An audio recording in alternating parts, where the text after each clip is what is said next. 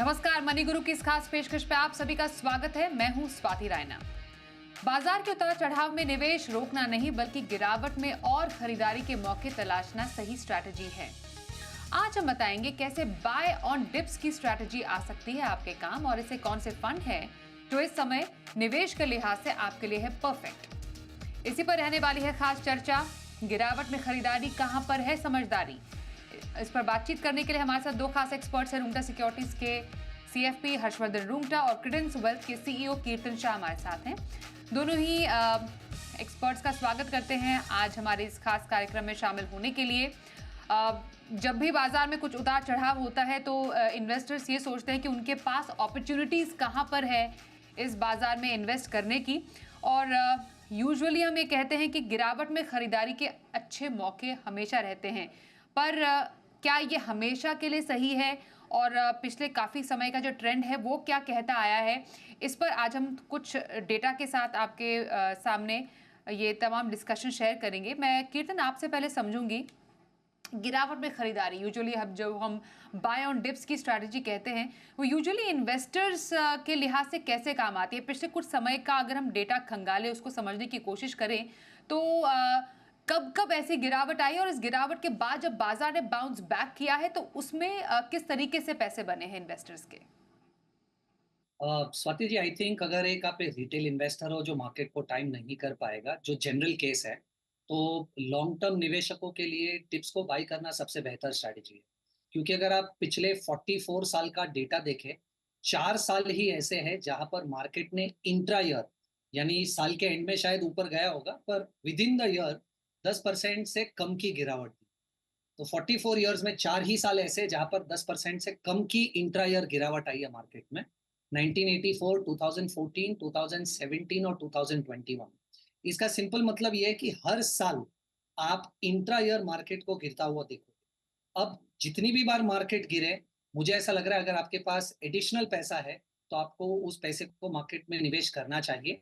क्योंकि अगर आप देखें पिछले कुछ सालों का डेटा, स्पेसिफिकली जब एफआईआईज ने सेलिंग की है, जो आज का रीजन है मार्केट्स के थोड़े से टर्बुलेंट होने का, तो ये डेटा बड़ा क्लियर निकल कर आ रहा है कि एफआईआईज की सेलिंग की वजह से जब भी मार्केट गिरा है, उसके बाद 12 महीनों बाद मार्केट ने उतनी ही दमदार तेजी दिखाई है। अगर आप जैन 2008 से मार्च 2009 का डेटा देखें तो बीएसई 500 तकरीबन 66% नीचे था। तो नीचे से अगले 12 महीनों तक उसी सेम इंडेक्स ने 128% रिटर्न दिया है।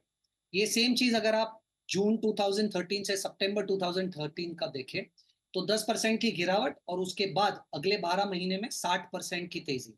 और जितना डेटा आपकी स्क्रीन पे दिख रहा है उन सब डेटा से एक ही स्पेसिफिक अंडरस्टैंडिंग मिलती है कि जब भी एफआईआई मोटा पैसा या मोटी तरीके से मार्केट में बिकवाली करते हैं, उसके 12 महीने बाद मार्केट में टिपिकली एक अच्छी तेजी का माहौल रहता है।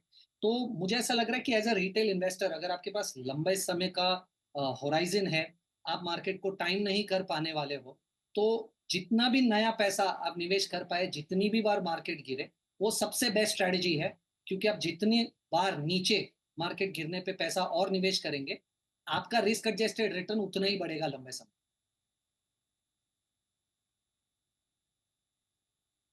बिल्कुल। तो ये जो आपके सामने एक टेबल है, उससे थोड़ा सा समझ में मतलब काफ़ी हद तक क्लियर हो जाता है कि बेसिकली जो हमने एक कुछ गिरावट के स्पेल्स देखे बाजार में, हम 2008 की बात करें या फिर जून 2013 की बात करें या अप्रैल 2015 की बात, फिर 2016, 2020 ये वो टाइम था जब कोविड का टाइम था, फिर नवंबर 21 में भी एक करेक्शन का दौर आया था जब बाजार में गिरावट देखी गई।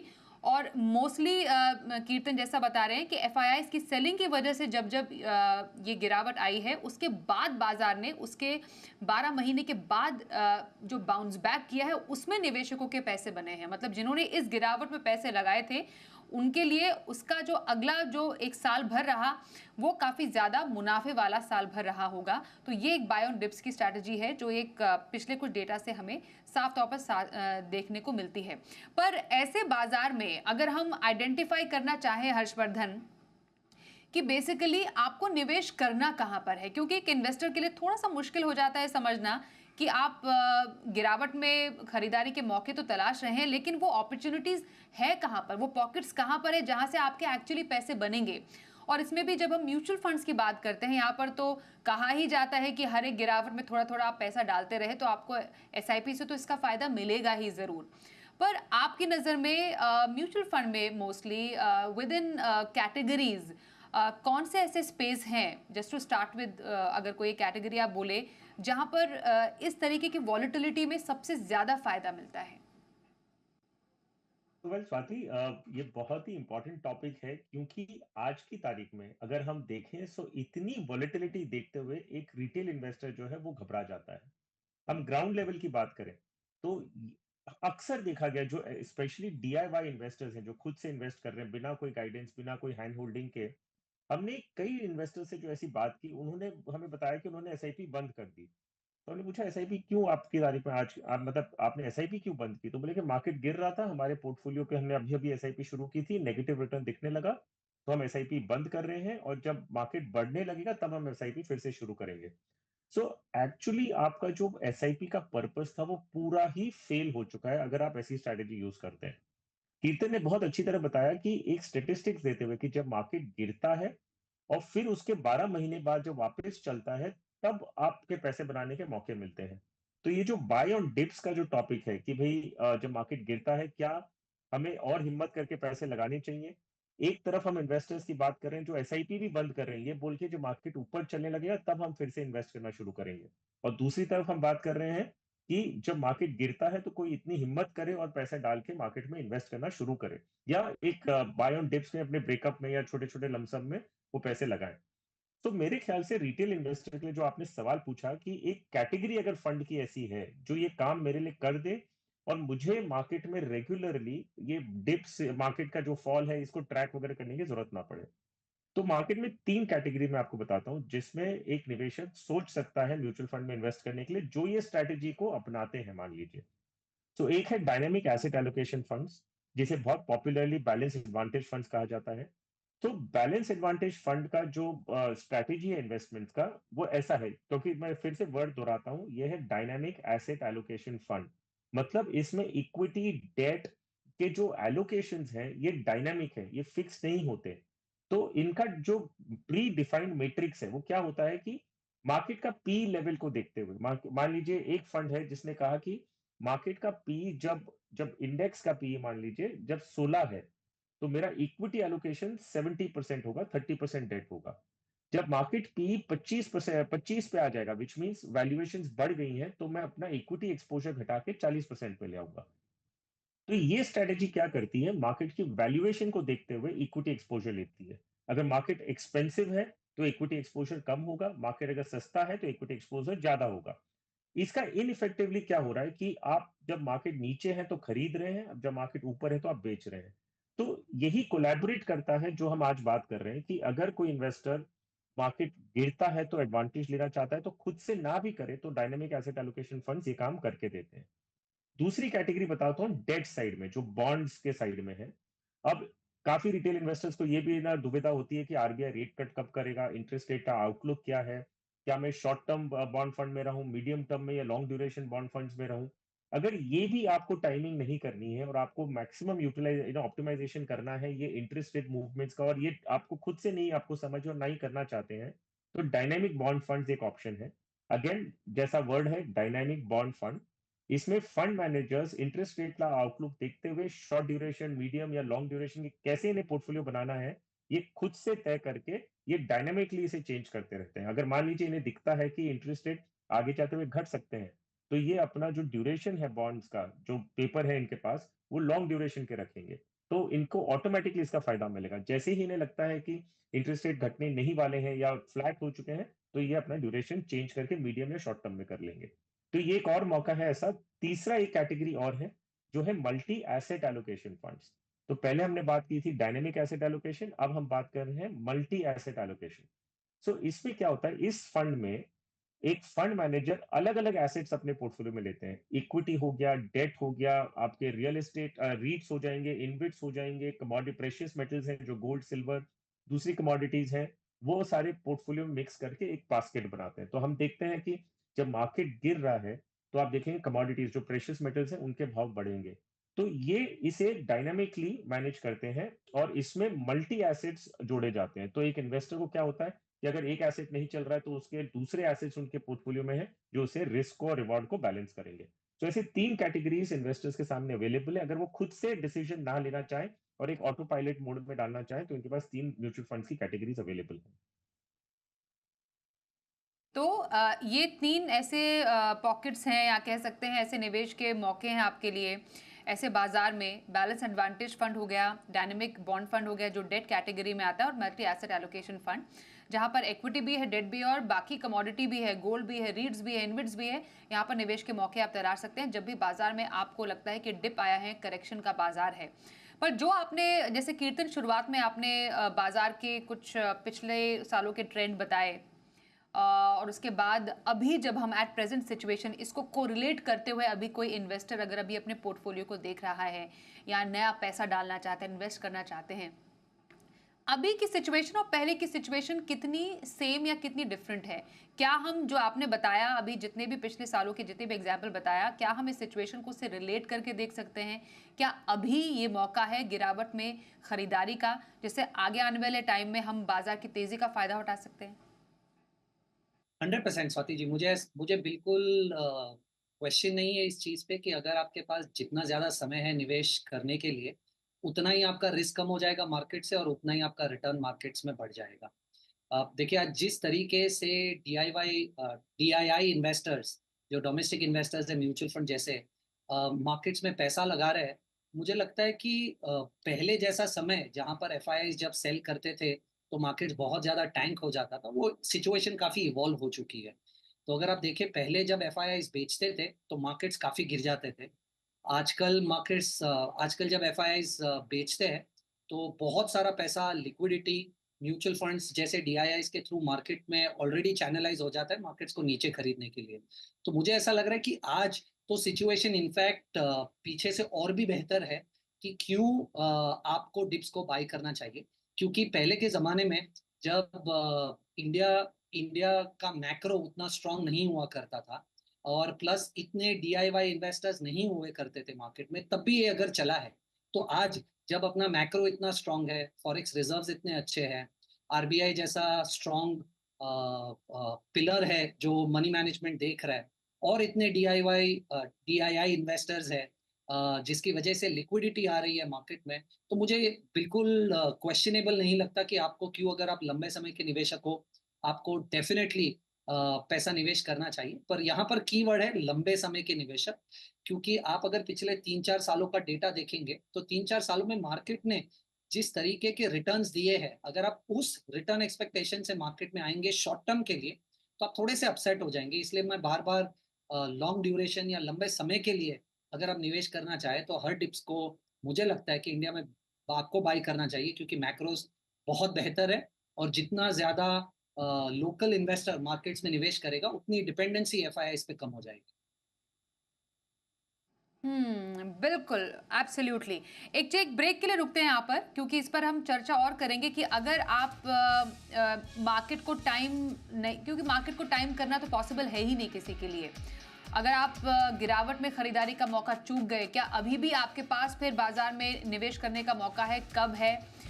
एंट्री का सही पॉइंट क्या हो? कहाँ पर आप कौन से फंड्स में और निवेश कर सकते हैं ऐसे टाइम पर? इस पर और थोड़ी डिटेल्स में बात करेंगे हमारे दोनों एक्सपर्ट से। बने रहिए हमारे साथ।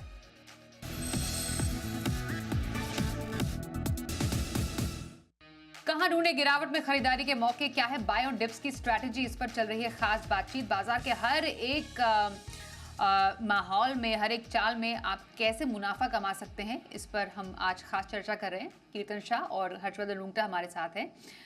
हर्ष जरा ये अभी बताइए कि यूजुअली इन्वेस्टर्स अभी ये सवाल पूछते हैं कि अभी मार्केट में पैसा लगाना कैसे चाहिए? एसआईपी करें, एसआईपी करते रहें, या अगर एकमुश्त पैसा आया है वो बाजार में डाल दिया जाए? सही स्ट्रैटेजी अभी क्या रहे? तो देखिए स्वाति, आइडियली अगर retail investor non financial savvy investors की बात करें तो एसआईपी जो आपने शुरू की है उसे कोई भी हाल में बंद ना करें। मैंने एक उदाहरण के रूप में बताया था कि कई इन्वेस्टर से जब हम बात करते हैं वो कहते हैं कि मार्केट गिर रहा है, लॉस हो रहा है, तो मैं और एसआईपी नहीं करूंगा। तो ये एक्चुअली आपका एसआईपी करने का जो पर्पस था उसे पूरा डिफीट कर गया। आप एसआईपी क्यों करते हैं? आप इसीलिए करते हैं क्योंकि आपको मार्केट का कंडीशन नहीं पता है कि आगे जाके बढ़ने वाला है कि घटने वाला है। तो आप क्या करते हैं, हर लेवल पे हर महीने जो भी मार्केट का लेवल होगा उसमें आप इन्वेस्ट करते जा रहे हैं, ताकि आपका लॉन्ग टर्म में एवरेज होते रहेगा। अगर आप एसआईपी बंद कर देते हैं जब मार्केट गिर रहा है, तो आप अपने लिए कितना बड़ा नुकसान कर रहे हैं, आपको अंदाजा भी नहीं है। क्योंकि जब मार्केट गिर रहा है तो आपको डाउन साइड एवरेज मिल रहा है। अगर आप चढ़ते हुए मार्केट में ही सिर्फ इन्वेस्ट किए जा रहे हैं, तो आपको आपका एवरेज हायर साइड में जाता है। तो ये बहुत जरूरी है कि आप एसआईपी बिल्कुल भी बंद ना करें जब तक आपको पैसे पैसे जमा करने के लिए है नहीं। अगर पैसे हैं और सिर्फ मार्केट कंडीशन को देखते हुए आप एसआईपी बंद कर रहे हैं, तो बहुत बड़ी गलती कर रहे हैं। दूसरा सवाल उठता है कि अगर आपके पास लमसम है तो क्या करें? सो वेल, अगर आप मार्केट की चाल को समझते हैं या आपके पास उतना रिस्क एपेटाइट है कि आज आपने मान लीजिए लमसम लगाया है और मार्केट यहां से अगर 10% गिरता है, तो आपको तकलीफ ना होगी, आपको इतनी चिंता ना होगी कि आप रात की नींद अपनी खो दें, तो आप लमसम लगाना भी सोच सकते हैं। और अगर हम वही डेटा पे जाएं जो अभी कीर्तन ने बताया है कि मार्केट जब गिरता है उसके बाद 1 साल का जो रिकवरी होता है, अगर वो चीज में आपको फेथ है कि भाई अगर मार्केट गिर रहा है, मैंने अभी इन्वेस्ट किया, लेकिन ये जरूरी नहीं कि जब आपने इन्वेस्ट किया वहीं से वो 12 महीने शुरू होंगे मार्केट ऊपर चलने लगेगा। हो सकता है कि आपने इन्वेस्ट करें और मार्केट फिर भी नीचे गिरे। तो आपके पास अगर वैसी कैपेसिटी है, वैसी रिस्क एपिटाइट है, तो आप लमसम सोच सकते हैं करने का। अगर आपके पास और भी थोड़ा डाउट है तो आप एक साथ ना लगा के, मान लीजिए आपने 5 लाख रुपए जमा करने के लिए, तो आप अभी सिर्फ 1 लाख रुपए लगाएं और 3-4 इंस्टॉलमेंट्स में आप अलग अलग टाइमिंग देख के, अलग अलग मार्केट के लेवल्स को देख के आप इन्वेस्ट कर सकते हैं। लेकिन लमसम आप तभी करिएगा जब आपके पास एडिशनल मार्केट गिरने की एपेटाइट हो, आपको मार्केट की थोड़ी बहुत समझ हो, आपका टाइम होराइजन लंबा हो, ताकि अगर टाइम लगता है मार्केट को रिकवर करने के लिए तो आपके पास उतना वक्त होना चाहिए, नहीं कि आपको पैसे की जरूरत पड़ी तो आपने अचानक निकालना पड़े। सो एसआईपी अपनी जगह है, लमसम अपनी जगह है, आप किस तरह के इन्वेस्टर हैं उसे ध्यान में रखते हुए आप इन्वेस्ट करें।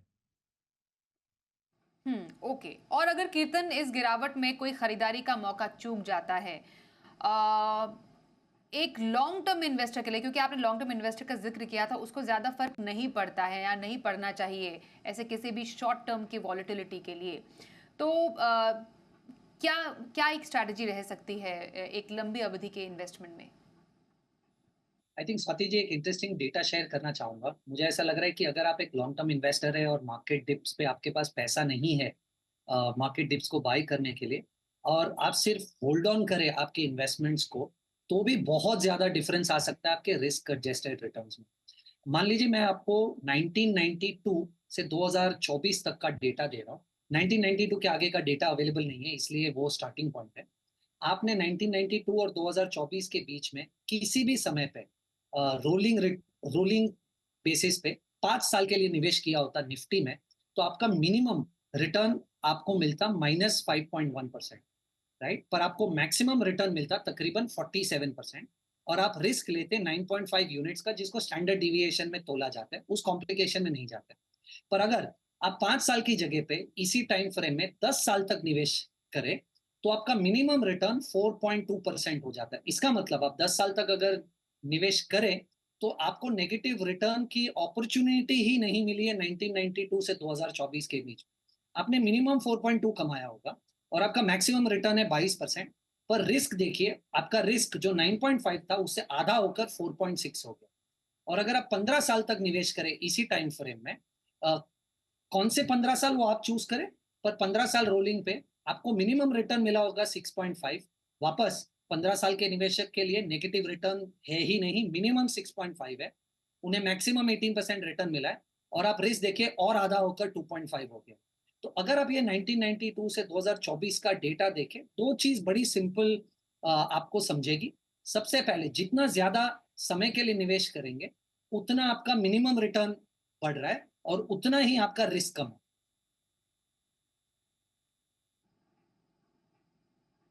तो रिस्क उतना कम होगा, और जैसा कीर्तन ने बताया कि गिरावट में आपको खरीदारी का मौका ढूंढना है, अगर चूक गए हैं फिर भी बने रहिए, और बेचना तो बिल्कुल भी नहीं, होल्ड करके रखिए। बाजार की गिरावट में और आप यूनिट्स ऐड कर सकते हैं। लॉन्ग टर्म में डेफिनेटली बाजार में वॉलेटिलिटी ज़्यादा नज़र नहीं आती, ज़्यादा असर नहीं होता इनफैक्ट आपके पोर्टफोलियो में। और जिसका एक बड़ा उदाहरण आपको इस टेबल में भी देखने को मिला है। और लंबी अवधि में जितना आप निवेश बढ़ा के रहते हैं, रिटर्न बढ़ता है और रिस्क उतना ही कम होता जाता है। तो एक बेहतरीन एग्जाम्पल के साथ कीर्तन की बात हमने यहाँ पर अच्छे से समझी। अब क्योंकि हमने बात की कि कहाँ पर इन्वेस्ट कर सकते हैं, कुछ कैटेगरी जैसा हर्षवर्धन आपने बताई, बैलेंस एडवांटेज फंड हो गया, डायनेमिक बॉन्ड फंड हो गया, मल्टी एसेट एलोकेशन, कुछ फंड्स जो पोर्टफोलियो में ऐड करने की आपकी सलाह रहेगी ऐसे टाइम में, हर्षवर्धन? जी हाँ स्वाति, मैं आपको कैटेगरी वाइज दो तीन स्कीम्स के नाम बता दूं। सो बैफ में जो बैलेंस एडवांटेज फंड है, उसमें टाटा बैलेंस एडवांटेज फंड एक ऑप्शन है। अब ये मैं इसमें आपको बता दूं कि इक्विटी और डेट का एलोकेशन क्या है। सो इक्विटी एलोकेशन, जो प्योर इक्विटी एलोकेशन, वो करीबन 40% है। अगर आप उससे ज्यादा इक्विटी एक्सपोजर लेना चाहते हैं, आपके पास ICICI Pru balance advantage fund है, जिनका इक्विटी एक्सपोजर आज की तारीख में 47% के आसपास है। उसके बाद आपके पास ऑप्शन है कोटक बैलेंस एडवांटेज फंड, जिनका इक्विटी एक्सपोजर आज की तारीख में 55% है, और इडलवेस बैलेंस एडवांटेज फंड, जिनका इक्विटी एक्सपोजर 60% है। तो आपको मैंने 4 ऑप्शंस दे दिए। इन्वेस्टर्स अपनी प्रोफाइल के हिसाब से आपको 40% से लेकर 60% तक का ऑप्शन है जिसमें इक्विटी एलोकेशन है। डायनेमिक बॉन्ड फंड्स की अगर हम बात करें, सो एबीएसएल डायनेमिक बॉन्ड फंड एक ऑप्शन आपके पास है, और दूसरा एसबीआई डायनेमिक बॉन्ड फंड।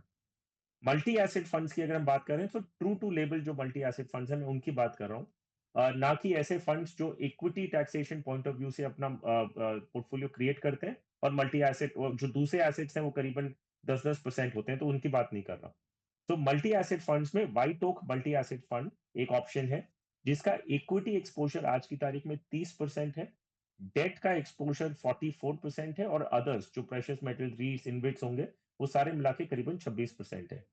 दूसरा ऑप्शन जो ये मल्टी एसेट फंड की कैटेगरी में है, वो है SBI multi asset allocation fund. इनका इक्विटी एक्सपोजर थोड़ा हाई है, तो which is approximately 36% against White Oak का जो मैंने 30% बताया था। डेट 38% है, एंड अदर्स जो प्रेशियस मेटल्स, रीट्स और बाकी सब है, वो करीबन 26% है। तो आप देखेंगे कि फंड हाउसेस में भी अलग अलग ऑप्शंस अवेलेबल हैं। आप अगर थोड़ा डीप में जाते हैं, तो आप अपनी रिस्क प्रोफाइल के हिसाब से, अपने प्रेफरेंस के हिसाब से आप सही फंड चूज कर सकते हैं। तो सारे ऑप्शंस म्यूचुअल फंड्स में अवेलेबल हैं। इन्वेस्टर को सिर्फ इतना करना है कि समझना है कि वो क्या कर रहे हैं, उनकी रिस्क प्रोफाइल क्या है, और उस हिसाब से मैचिंग करते हुए fund house end fund manager को चुने।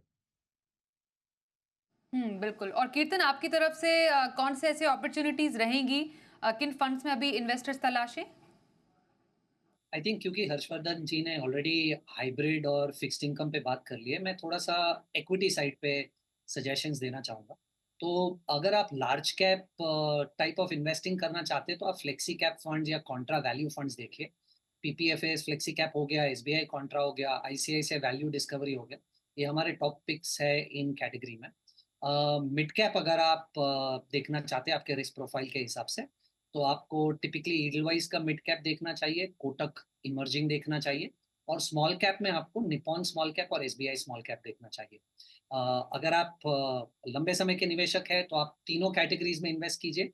पर अगर आप किसी भी एक कैटेगरी को चूज कर रहे हैं, तो ध्यान रखिए लार्ज कैप और फ्लेक्सी कैप में आपको मिनिमम 3 साल निवेश करना पड़ेगा, मिड कैप में 5 साल, और स्मॉल कैप में 8 साल, अगर आपको best risk adjusted return experience करना है। बिल्कुल। तो ये रहे गिरावट में कहाँ पर है खरीदारी के मौके, कुछ पसंदीदा फंड्स और कैटेगरीज हमारे एक्सपर्ट्स की तरफ से।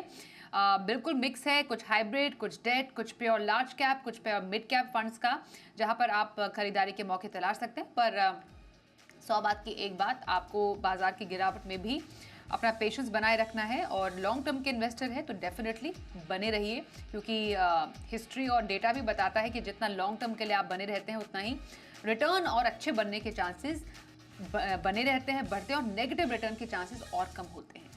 Thank you so much Harshvardhan और कीर्तन हमारे साथ इस चर्चा में शामिल होने के लिए।